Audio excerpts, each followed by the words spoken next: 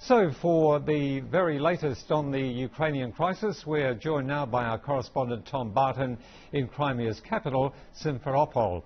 Tom, thanks for being with us again. So, lots of things happening, of course, in this developing crisis. Just tell us what you can about the current standoff in the region.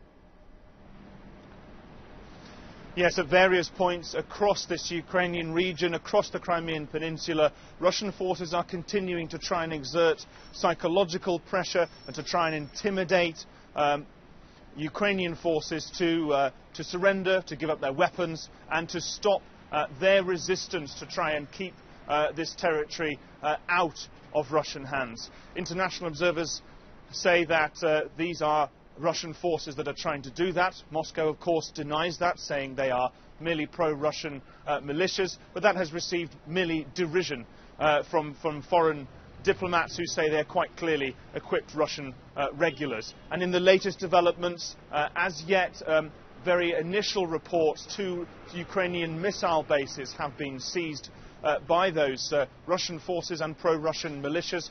There is also standoffs going on with the Ukrainian naval facilities in Sevastopol, huge Russian naval base there as well. Ukrainians coming under a lot of psychological pressure there. Angry crowds outside, pro-Russian crowds wanting electricity and water to be cut off to the base to try and force the Ukrainians to surrender.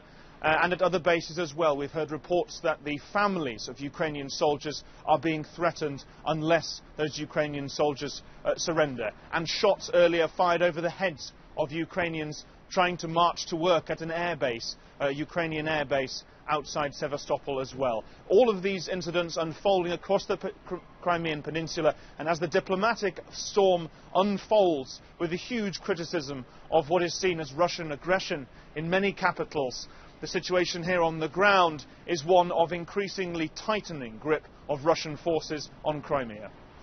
All right, Tom, thank you for the update from Simferopol. That's Tom Barton in the Crimea, of course, the capital city there.